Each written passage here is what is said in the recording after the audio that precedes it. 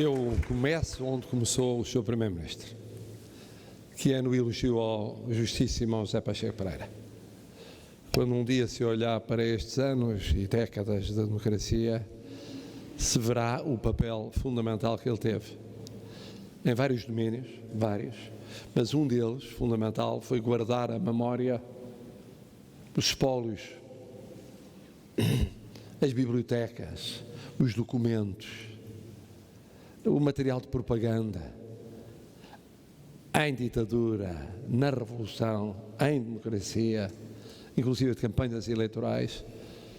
Ele de facto fez isso e fez com voluntários, fez a pulso e no fundo trabalhou para a democracia de uma forma que merece ser agradecida.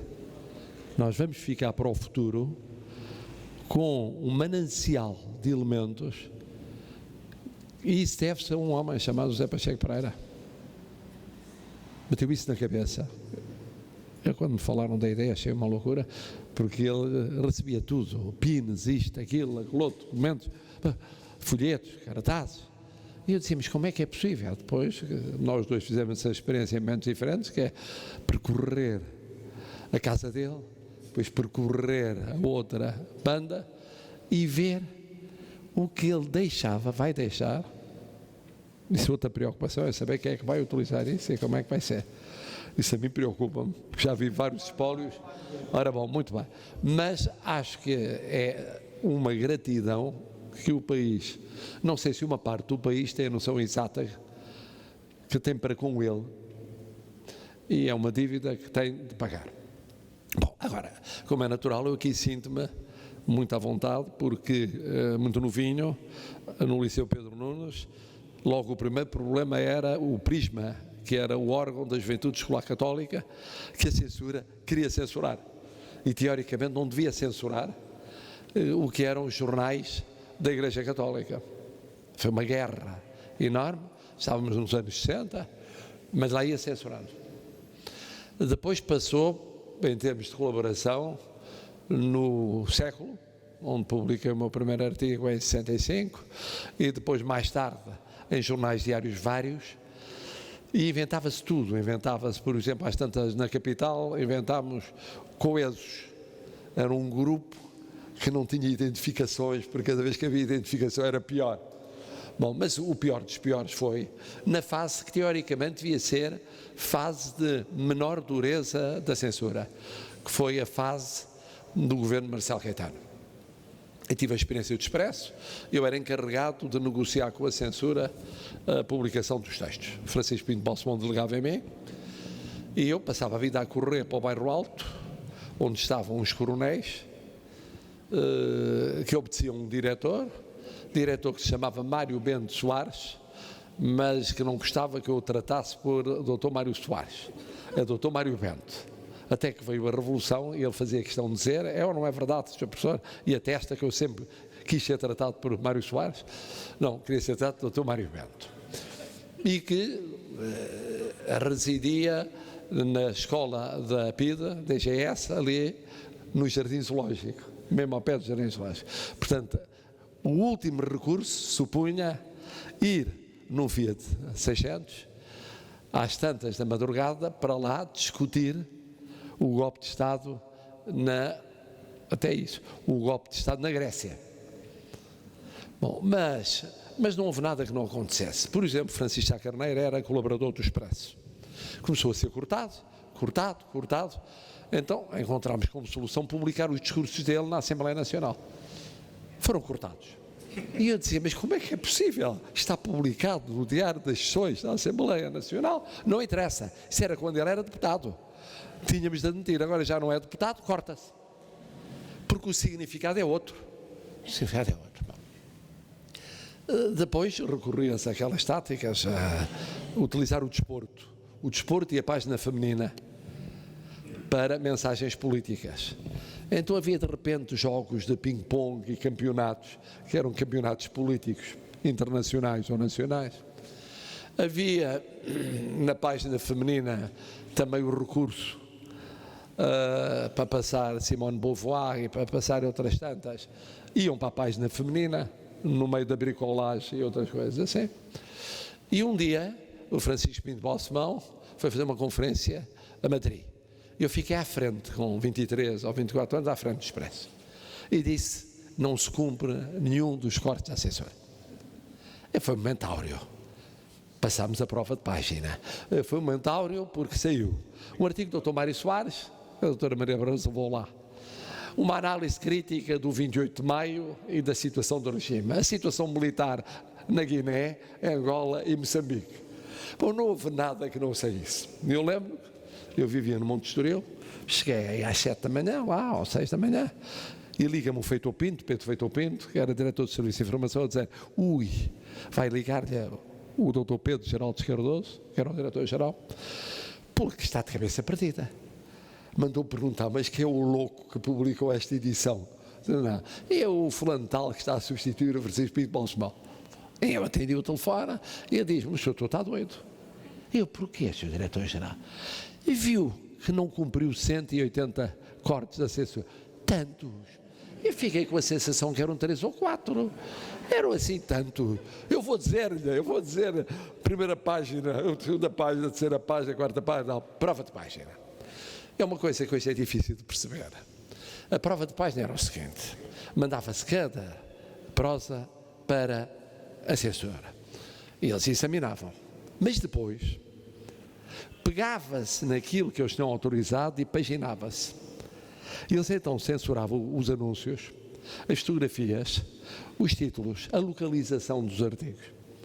Esse pode estar, mas na outra página. Obrigado a repaginar. Esse pode estar, mas não ao lado dessa notícia. Esse pode estar, mas não com aquela fotografia que dá um significado indireto. Bom, o Expresso passava a sair já em pleno dia de sábado, era suposto vender sábado, e a ideia era perder os comboios todos e as ligações todas com o resto do país. Era a loucura. Isto aconteceu. Primeira vez, no primeiro ano da edição, voltou a acontecer quando se demitiram Costa Gomes e Spínola dos cargos que tinham, e então nós fizemos também uma edição muito boa, mas aí o Francisco Pinto Balsemão colaborou, como é evidente, e teve um papel importante, sobre a situação política ou militar, tudo isso, prova de página. E quando chegámos ao 25 de Abril, o Expresso estava em prova de página. E se o 25 de Abril tem demorado muito tempo, o Expresso não aguentava financeiramente. Estava a sair praticamente ao domingo. Era um jornal, supostamente ser de sábado, saía ao domingo. Isto era uma coisa inimaginável. Eu penso muitas vezes que falta de pedagogia cívica não haver debates com os estudantes, porque eu explicava isso aos meus alunos nas minhas aulas de Direito Constitucional e Ciência Política, e eles não acreditavam. Depois do 25 de Abril, não acreditavam. Mas isso acontecia. E cortavam isso, como diz o José Pacheco Pereira, costumes. Tudo que era social, tudo que era económico, tudo que era as fragilidades, estudantes, forças de segurança, forças armadas, era praticamente tudo. Trabalho, movimentos sindicais, tudo. Era uma imaginação enorme conseguir fazer publicar o jornal. E depois as pessoas de tal maneira ficam condicionadas que no dia 25 de Abril aconteceu o seguinte. O jornal já estava muito adiantado, como estávamos em prova de página, começávamos logo a fazer muito cedo, para ter tempo para os cortes, para paginar para os cortes, para repaginar para os cortes. Bom, e nessa quarta-feira anterior, à madrugada do 25 de Abril, houve um jogo de futebol qualquer, eu fui ver a casa de um amigo, depois fui trabalhar para o Expresso. E quando fui trabalhar para o Expresso, fiquei a trabalhar até muito tarde, e saí à hora a que já era possível ver movimentações militares em Lisboa. Bom, houve que refazer o jornal, pois aquilo estava tão metido na cabeça, a censura, que havia um estafeta que ia de motoreta levar a censura às provas, o Rui, que depois foi durante décadas. E qual não é o meu espanto quando de repente o Rui diz, olha, estou aqui à espera a ver se me dão, no dia 25 de Abril, as provas para a censura. E disse, Rui, não há mais censura, então eu perdi o meu emprego. Não, Não, há mais que fazer como estafeta, não é só estafeta para a censura, mais que fazer do que isso. E as pessoas não têm a noção. Por exemplo, quanto a livros, junto ao Liceu Pedro Nunes havia uma livraria em que o dono era colaborador da PIDE. E veio a apurar-se, porquê? Porque tinha em primeira mão os livros que iam ser proibidos e vendia-os um bocadinho mais caro e dizia, tenho aqui em baixo. Agora, se quiser, eu consigo, mas é caro, mas tem que ser rápido, porque isto amanhã já não posso. E nós dissemos, como é que o homem realmente tem essa capacidade de previsão? Porque recebia as instruções. As instruções, sim, isto não, porque sim, porque não. Mas eu fiquei mais especialista de imprensa e penso que vai ser útil nestes anos até 2024 a ver com os jornalistas desse tempo ainda vivos, e são muitos, felizmente, encontros, debates nas escolas, nas universidades, no básico e no secundário, para que as pessoas percebam verdadeiramente o que era a censura. E toda a lógica da repressão. A certa altura, com o Francisco Sá Carneiro, na SEDES, fizemos um conjunto, uma digressão de colóquios, com base numa sondagem da Norma, que mostrava uma coisa espantosa, é que ninguém votava em Portugal. Ninguém votava, porque ninguém estava licenciado. Aquilo não existia. Era uma inexistência, as chamadas votações. Bom, então era o Rui Vilar, Francisco Sá Carneiro, o Zé Carlos Megra, era eu, já não sei quem mais. E há uma sessão em Leiria, em que se fala pela primeira vez, haverá um golpe militar ou não, e haverá ou não uma revolução, sim ou não. Eu desenvolvi o meu pensamento sobre essa matéria. E está na Torre do Tombo o seguinte registro da PIDE. O subversivo Marcelo Rebelo de Sousa, filho de Sua Excelência, o Sr. Ministro das Corporações, da Previdência Social e da Saúde e Assistência. Portanto, meu pai era Sua Excelência e eu era subversivo. Veio defender uma coisa muito estranha, de que isto pode estar iminente, não sei quantos e tal e tal. É evidente que ele sempre teve conotações muito estranhas. Nada comparável com a família. Portanto, o que havia era o duplo registro da dependência hierárquica e do cuidado de fundamentação jurídica e, por outro lado, a comunicação daquilo que se dizia ou não. Eu penso que, nesse aspecto, nós facilitámos um bocadinho a democracia. Achámos que era uma evidência que jamais haveria alguém em Portugal que viesse daí a uns anos dizer que era ótimo haver censura, que era ótimo haver um regime ditatorial, que era formidável para vários efeitos. Achávamos. Pareceu uma evidência, mas não é uma evidência porque a democracia nunca é uma conquista definitiva. Tem que ser feito todos os dias.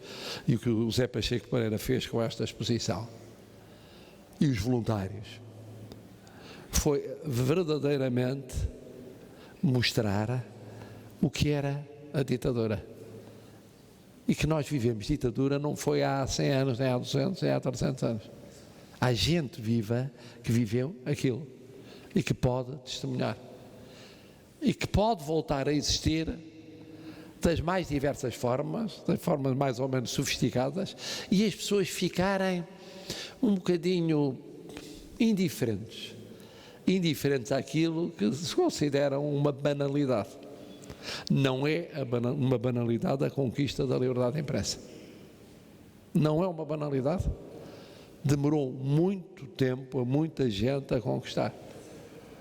E por isso, José Pacheco Pereira, em boa hora, foi feito o que foi feito, deu para o Primeiro-Ministro, que é sempre mais precavido que o Presidente da República, vir cá, ver em pormenor, então, o Presidente da República deixou para o último minuto para ver, e, portanto tem de arranjar um bom pretexto para ver a documentação noutra ocasião.